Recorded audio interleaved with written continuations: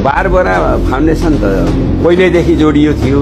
उसले मान्छे तयार गरेको थियो, तालिम गराएको थियो, ती गोली हान्ने, गुरिल्ला बनाउने। माओवादी आन्दोलनमा देखिएका यी फ्याक्टर जे थिए त्यो बारबराकै हुन्, भनौँ न उतैका हुन्। इन्डियाले शरण दिने र बास दिने, अलिअलि तालिम दिने गरे पनि पैसा लगानी गर्ने उही हो बारबरा। त्यतिखेरदेखि थिइन्। महेन्द्रका पाला यिनी 19 सालमा देश निकाला भएर गएकी हुन्। त्यतिखेर भर्खर केटी थिइन्। अनि पछि तिनी महेन्द्र मरेपछि फेरि आइन्। फेरि आएपछि वीरेन्द्रले पनि तिनीलाई देश निकाला गरे होइन। सायद मेरो ख्यालमा महेन्द्रको मृत्यु पनि तिनीलाई निकालेपछि भएको छ होइन।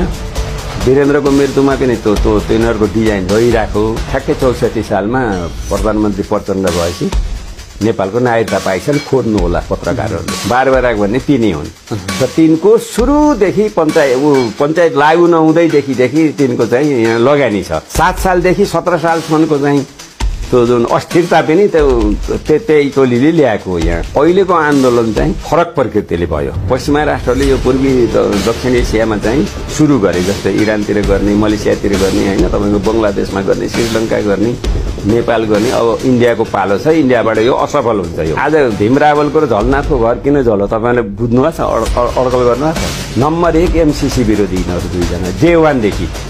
जुन दिनदेखि यहाँ एमसीसी आयो त्यो दिनदेखि भीम रावल र झलनाथ खनाल विरोधी यसका।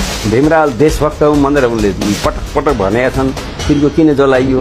त्यही आडा वर्षमान पुनहरूका घर थिए, अरूहरूका घर थिए होइन, राजसभाका घर थिए, अरू किन छोइएन? चोरले चोरन्जरी चोर्न जाने हुन्छ अरे। चोरको बुद्धिले कहीँ न कहीँ प्रमाण छोड्छ भन्छन् कि।